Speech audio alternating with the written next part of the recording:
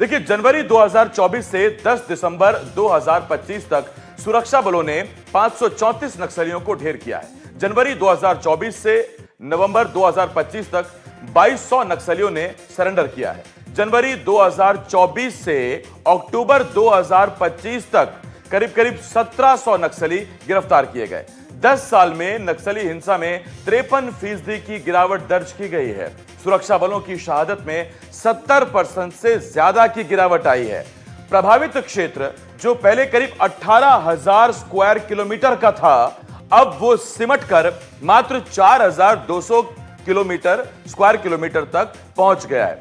ये वो आंकड़े थे।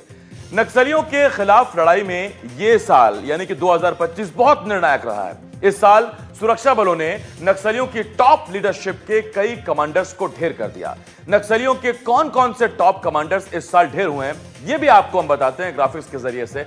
देखिए, सबसे पहले आपको बताते हैं कि सीसीएम यानी central cabinet committee member Malvi Hidma, इस पर करीब 1.5 करोड़ का इनाम था। बसवा राजू पोलित ब्यूरो मेंबर, सबसे ऊंची पोस्ट होती है ये, और महासचिव, इस पर भी 1.5 करोड़ का इनाम था।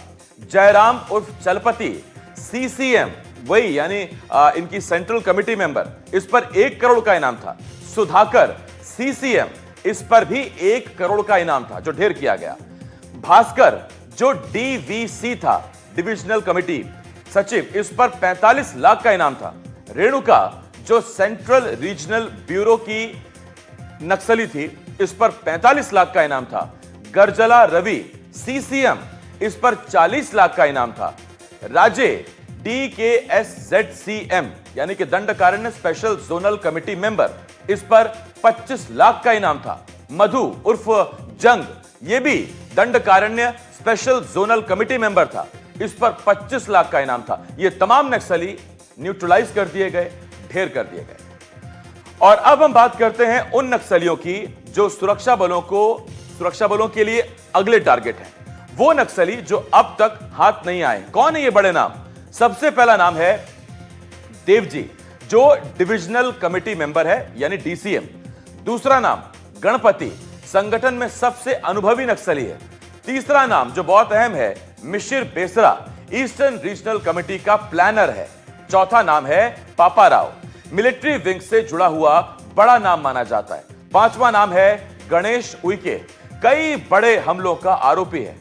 छठा नाम है बारसे देवा, गन फैक्ट्री और आईईडी नेटवर्क संभालता है, यानी कि जो उनकी जो इन्फेंट्री है उसे वो संभालता है। आगे बढ़ते हैं और अब अगली खबर की तरफ रुख करते हैं और अब बात करते हैं बस्तर ओलंपिक की। बस्तर ओलंपिक के समापन में छत्तीसगढ़ की कला, संस्कृति और बस्तर के युवाओं का वो टैलेंट सामने आया जो शायद बस्तर के लोग भी नहीं जानते थे। बस्तर ओलंपिक के रंगारंग समापन पर हमारी ये स्पेशल रिपोर्ट देखिए।